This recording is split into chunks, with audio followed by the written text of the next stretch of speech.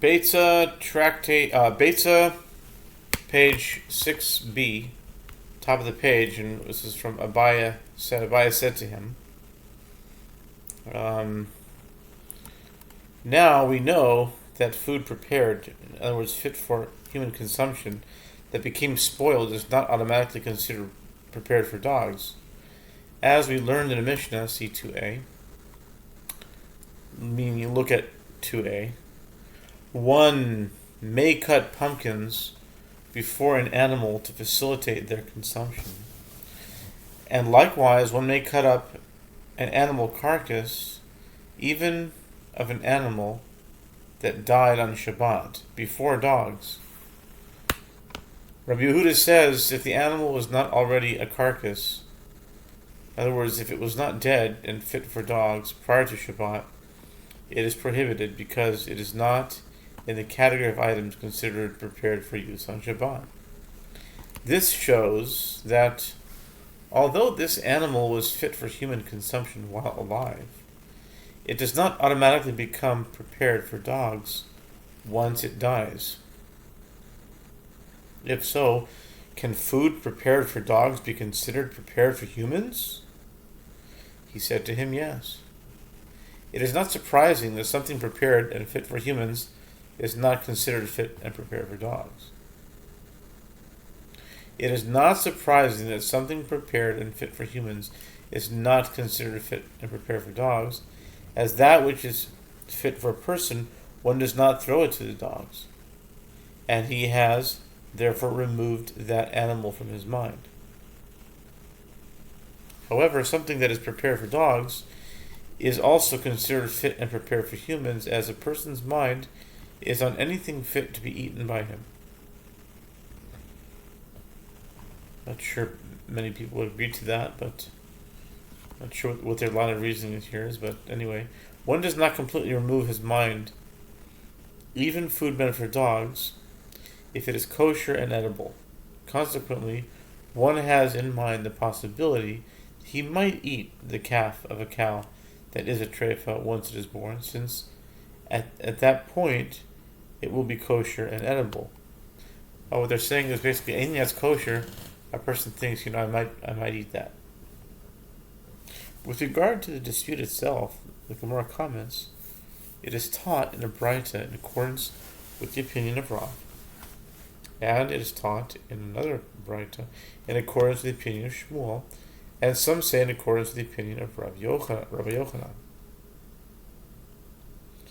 The Gemara elaborates it is taught in Beitzah in accordance with the opinion of Rav. A calf is born on a festival. A calf born on a festival is permitted. A chick born on a festival is prohibited. And what is the difference between this case and that one? This one, the calf, is prepared on account of its mother by slaughter. And that one, a chick, is not prepared on account of its mother. The Gemara further explains it is taught in Beitzah in accordance with the opinion of Shmuel. And some say it is the opinion of Rabbi Yochanan. A calf born on a festival is permitted, and a chick born on a festival is likewise permitted. What is the reason? This one, the calf, is prepared on account of its mother, and that one, the chick, is itself rendered permitted through slaughter.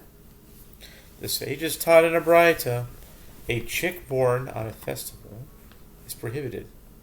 Rabbi Eliezer ben Yaakov says, even on a weekday, the chick is prohibited on the day it hatched, because its eyes have not yet opened. A small chick of this kind is not yet considered a bird fit for consumption. Rather, it is similar to a creeping animal. The Gemara comments, in accordance with whose opinion is that which is taught, the verse that states, even all creeping animals that creep upon the earth, you shall not eat them, for they are a detestable thing, Leviticus 11:42, comes to include in the list of prohibited creeping animals even chicks that have not yet opened their eyes. In accordance with whose opinion is this Beitzah? It is in accordance with the opinion of Rabbi Eliezer ben Yaakov. Rav Huna said that Rav said, an egg is fully formed upon its emergence In other words, it is not considered an egg until it is laid. The Gemara inquires, what is the meaning of the statement an egg is fully formed upon its emergence? To which issue is Rava referring? If we say he meant an egg is fully formed and called an egg only upon its emergence, and at this stage is permitted to eat it with milk, this indicates that while an egg is still inside its mother, even if it is fully formed, it is considered meat, and it is prohibited to eat it with milk. But isn't it taught in a Beitzah with regard to one who slaughters a chicken and finds fully formed eggs inside it? It is permitted to eat them with milk? Rather, Rav's statement should be explained as follows. An egg is fully formed upon its emergence, in that it is permitted to eat it on a festival only if the entire egg emerged on a weekday. The Gemara expresses surprise at this claim. This indicates that if an egg was found inside its mother, it is prohibited to eat it on a festival. But isn't it taught with regard to one who slaughters a chicken and finds fully formed eggs inside it, it is permitted to eat them on a festival? And if you say the Beitzah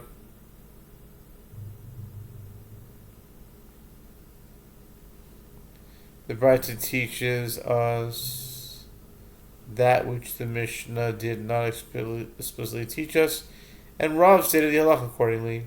However, this we already learned in the Mishnah here, as it says in the Mishnah with regard to an egg laid on a festival. Beit Shammai say it may be eaten, and Beit Hillel say it may not be eaten. And Beit Shammai and Beit Hillel disagree only with regard to an egg that was already laid, but concerning eggs inside their mothers, all agree that they are permitted. Okay. And if you say that the Mishnah should be explained in the opposite manner, as Beit Hillel also prohibit eggs inside their mothers, and the fact that the Mishnah teaches laid is to convey the far-reaching nature of the opinion of Beit Shammai, that they permit even an egg that was laid.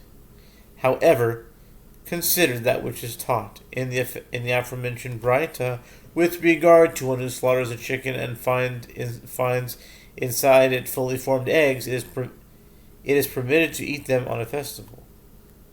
In accordance with whose opinion is this Beitzah? It is opinion of neither Beit Shammai nor of Beit Hillel. Rather, Rav certainly did not prohibit an egg that has not yet been laid. Instead, his statement should be explained as follows.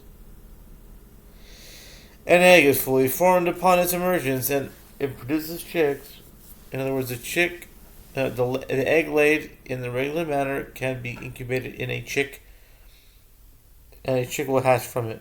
By contrast, an egg that remained inside its mother cannot produce chicks. The Gemara asks, what is the practical halakhic difference of this observation? The Gemara answers, it is relevant for buying and selling. In other words, the difference between the types of eggs has ramifications for terms of commerce. This is like that incident involving a certain individual who would say to the general public, eggs, and we'll continue it with the next dot.